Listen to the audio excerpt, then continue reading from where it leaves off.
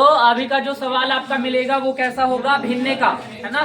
पीछे का जो भी हम लोग सवाल पढ़े थे वो कैसा था, संख्या का। हर एक सवाल में हम लोग क्या निकालना सीख रहे थे, संख्या। अब सवाल जो आपको मिलेगा उस सवाल में मिलेगा लिखा हुआ भिन्न। क्या मिलेगा, भिन्न मिलेगा, है ना। तो भिन्न वाला सवाल हम लोग कैसे बनाएंगे, सवाल नंबर 4 में देखिए, हम सवाल आपको पढ़ दे रहे हैं। कहता है कि किसी भिन्न के अंश को 3 से गुना करने पर और हर से 3 को घटाने पर भिन्न कितना हो जाता है, 8/11 हो जाता है। 18 हो जाता है, अच्छा 18/11 हो जाता है। एवं यदि अंश को 8 से बढ़ा दिया जाए तथा हर को दुगना कर दिया जाए तो भिन्न कितना हो जाता है, 2/5 बन जाता है। भिन्न ज्ञात करें। ये भारतीय भवन का है ना, कौन सा लेसन है बाबू, ये 2 का सी चैप्टर का उदाहरण नंबर कितना है, 4, जो पेज नंबर A20 में दिखेगा। ये सवाल लैंग्वेज प्रश्न वाला जो भिन्न वाला होता है ना, अब याद कर लो फॉर्मेट क्या बता रहे हैं हम। आप सवाल से हमको मतलब नहीं है। अब हम लोग इसको बनाने के लिए सबसे पहले क्या लिखेंगे, माना कि अंश बराबर x, हर बराबर y, फटाक से उसके नीचे एक फार्मूला, भिन्न बराबर अंश बटा हर। अंश का वैल्यू पुट करेंगे x, हर का वैल्यू पुट करेंगे y, लिखेंगे प्रश्न से भिन्न में जो नंबर आया है x/y, यहाँ लिख के ऑलरेडी। इतना काम सब सवाल में, जब भी भिन्न वाला क्वेश्चन आए, है ना, हर बार इतना काम करना होगा। क्या समस्या है इसमें आपको, बोलो, कोई समस्या है इतना में? कोई ऐसा बात है इसमें जो एकदम रॉकेट साइंस है, आपको नहीं समझ में आया? ऐसा कुछ है? कुछ नहीं है इसमें, एकदम सिंपल है। अंश को क्या माने, x, हर को क्या माने, y, भिन्न बराबर क्या होता है फॉर्मूला, अंश बटा हर। और अंश का वैल्यू x रख दिए और हर का वैल्यू क्या रख दिए, यहाँ पे y रख दिए। अकॉर्डिंग टू क्वेश्चन क्या लिख दिए हम लोग, अंश बटा हर वाला जो वैल्यू था x/y लिख दिए। अब सवाल को आपको रिपीट करना है, थोड़ा पढ़ना है। आइए पढ़िए क्या कहता है, ध्यान से पढ़ो। कहता है यदि भिन्न के अंश को 3 से गुना करने पर, कितना से, लो देखो बोर्ड पर, देखो बोर्ड पर, 3 से गुना कर दिए, किया ना। अगर बोला होता कि 4 जोड़ दीजिए तो क्या करे होते, +4, बोलता 4 घटा दीजिए तो -4 करते ना, बोलता 6 जोड़ दीजिए 6 जोड़ देते। क्या दिक्कत है हमको भाई, हमको कोई समस्या नहीं है। अच्छा आगे क्या कहता है, हर में से 3 को घटाने पर, हर में से 3 को लो घटा दिए, जैसे बोलो वैसे कर देंगे। भिन्न कितना हो जाता है, 18/11। वो भिन्न x/y के जैसा नहीं रहेगा, बल्कि कैसा हो जाएगा, 18/11 के जैसा हो जाएगा। कब कब, when the multiply of denominator is into 3, multipy with the 3 and subtract the 3, then the fraction is 18/11। ठीक है, यहाँ तक कोई दिक्कत है, बोलो कोई सवाल पूछेगा इसमें?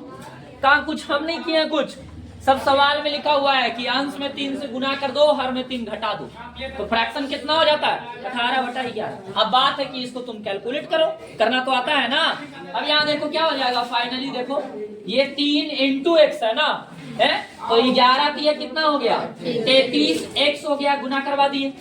अब इधर गुना होगा, इधर कैसे गुना होगा, 18 को y में गुना करो, 18y होगा, 18 को 3 से गुना करो, 18 की 54 होगा। Is it clear everyone? कोई सवाल पूछेगा यहाँ तक, बोलो कोई सवाल नहीं। आगे क्या होने वाला है, y को हम लोग क्या करेंगे, 18 के साइड ले आएंगे, इस साइड x के तरफ ले आएंगे। इधर कौन बचेगा, -54। कुछ कॉमन कर सकते हैं क्या, कुछ नहीं। क्या कॉमन करेंगे, कुछ नहीं। ये इक्वेशन नंबर क्या होने वाला है हमारा, फर्स्ट। अगली बार लिखेंगे यहाँ पे पुनः, अगली बार क्या लिखेंगे, पुनः। अब फिर से पहले फ्रैक्शन लिख दो, फ्रैक्शन हमारा कौन है, x/y। अगली बार फिर बोलेगा अंश में कुछ कर दो, हर में कुछ कर दो, तो ऐसा हो जाएगा। लोग कर ही देते हैं पढ़ के। कहता है यदि अंश को 8 बढ़ा दिया जाए, तो हम लोग नहीं बढ़ा सकते हैं 8 जी, हम लोग इतना डल स्टूडेंट थोड़ी है कि नहीं बढ़ा पाएंगे। आगे क्या कहता है, आगे कहता है हर को दुगना कर दिया जाए, ना कर देंगे दुगना, दुगना का 100 गुना कर देंगे, जितना बोलो कितना हो जाता है, ये भिन्न कितना हो जाता है, 2/5 हो जाता है। अब यहाँ से इक्वेशन निकाल लेंगे, अब यहाँ से इसको ठीक कर देंगे। 5 को x में, 5 को 8 में, खाली ध्यान रखना गुना करते टाइम प्लस और माइनस में दोनों में गुना होगा, है ना। यदि आप थोड़ा सा भी मिस करते हैं, कहानी इसका खत्म। इसके बाद कुछ नहीं होता है। अब यहाँ 2y है, यहाँ गुना कराओ, कितना आएगा? 2y आएगा, है ना, 2y आएगा। गजब गजब। 4y आया कि 2y आएगा जी? अजीब हाल है इसे। निशा में कहा बैठल है एकदम, भांग उंग खाया है, क्या किया है? ठीक है, बोलो। ये हो गया समीकरण नंबर सेकंड। इस बार तो हमको विचार करना पड़ जाएगा। नहीं, तगड़ा सवाल आया है। एक तो दोनों माइनस में भी है, एक्स वाला भी प्लस में है। इसमें हाँ 3 काउंट कर ही सकते हैं, पूछे तो थे आप लोग से।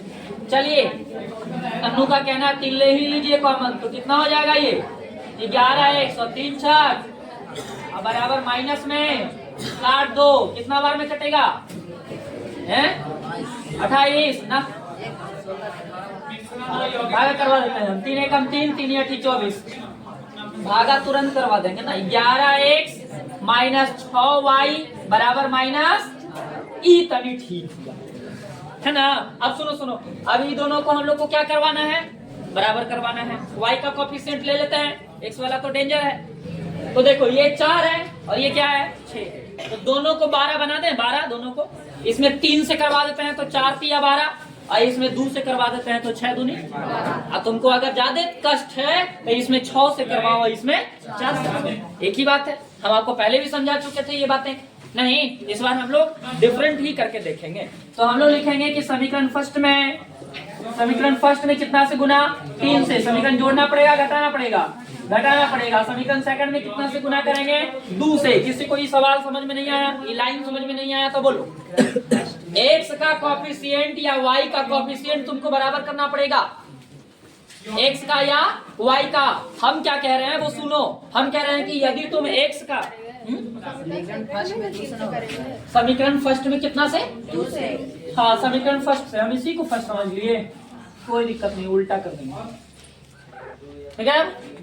समीकरण सेकंड को हमको गुना किससे करवाना है? 3 से। और समीकरण फर्स्ट को क्या चीज से करवाना है? 2 से। हम क्या कह रहे हैं? हम ये कह रहे हैं कि बाबू इसमें तुमको क्या करना है कि x के बगल वाला या y के बगल वाला दोनों ही इक्वेशन में वैल्यू बराबर होना चाहिए, कोफिशिएंट क्या होना चाहिए? बराबर होना चाहिए। With the help of any number with the multiply, है ना, गुना के साथ किसी भी संख्या से हम लोग इसको बराबर कर सकते हैं।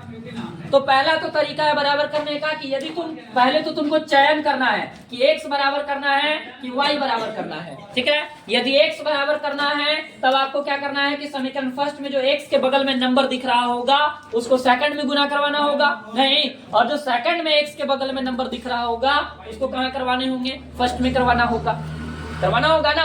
अब इसके बाद क्या कह रहे हैं? अगर y वाला करना होगा आपको तो फर्स्ट में जो y के बगल में है उसको सेकंड में गुना करवाएंगे, और जो सेकंड में y के बगल में उसको फर्स्ट में गुना करवाएंगे। अब दोनों समीकरण को जोड़ेंगे कि घटाएंगे, ये कैसे तय करते हैं? तो कोफिशिएंट को देखेंगे। यदि तुम y वाले को बराबर कर रहे हो तो y का साइन देख लेंगे दोनों का। अगर दोनों साइन माइनस में हो तो समीकरण घटाना पड़ेगा, यदि दोनों साइन प्लस में हो तो भी समीकरण घटाना पड़ेगा, और अगर दोनों साइन में एक माइनस और एक प्लस हो तो समीकरण जोड़ना पड़ेगा। और यही बात लागू होगा x के साथ भी। अगर x वाला यहाँ बराबर करे होते तो x भी यहाँ भी प्लस में है, यहाँ भी प्लस में है। यदि सेम नंबर के साथ कोफिशिएंट है x और y का तो समीकरण को घटाना पड़ता है ना। इफ द सेम साइन, है ना, coefficient of x and y, then we can subtract the equation, same sign में, चाहे वो माइनस माइनस हो या प्लस प्लस हो, है ना। और if the different sign of any coefficient of x and y, then we can add the equation. क्या करेंगे? हम लोग जोड़ देंगे। तो यहाँ पे हम लोग घटाने वाले। हम यहाँ पे तीसरा बात क्या बताए हैं कि आप y वाले कोफिशिएंट को बराबर करने के लिए जरूरी नहीं है कि इसी y के बगल वाला और इसी y के बगल वाला गुना करवाएंगे, ये भी जरूरी नहीं है। जरूरी बस ये है कि इसमें कितना से गुना करवाएंगे और कितना से गुना करवाएंगे कि काम हमारा हो जाए। तो हम यहाँ करवा दिए 3 से सेकंड में, तो लो सेकंड में 3 से करवाएंगे तो 5 तिया कितना हो जाएगा? 15, 4 तिया 12 बाई बराबर 40 तिया माइनस में 120। पहले सेकंड वाला लिख दिए, क्या दिक्कत है? हम सवाल को कैसे भी घुमा देंगे।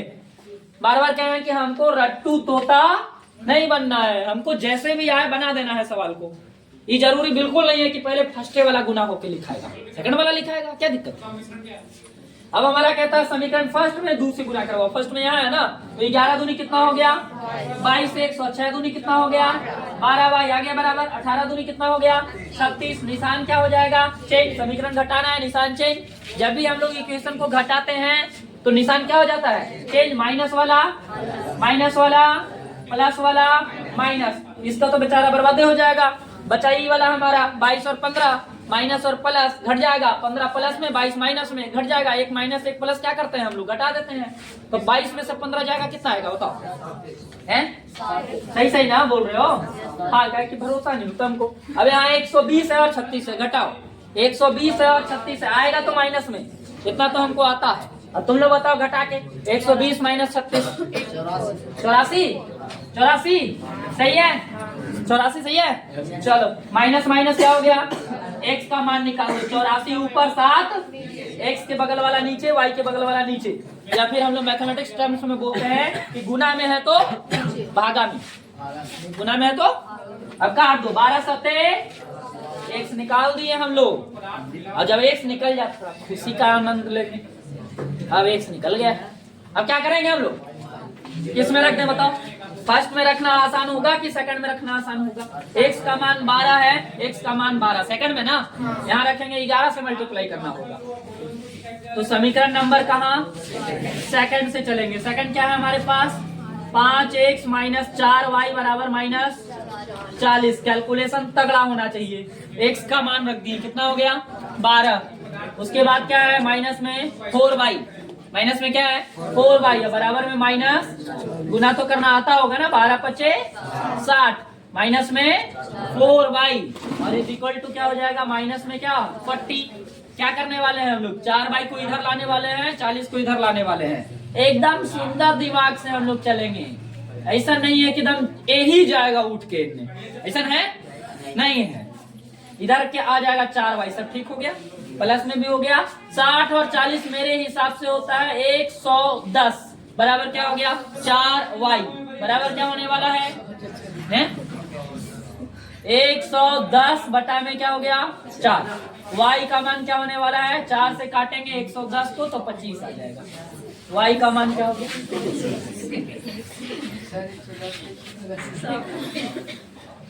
चलो अभी आंसर नहीं हुआ है, गलत बात, हमको भिन्न निकालना है। क्या निकालना है, तो भिन्न बराबर अंश बटा हर, यानी x बटा क्या x का मान x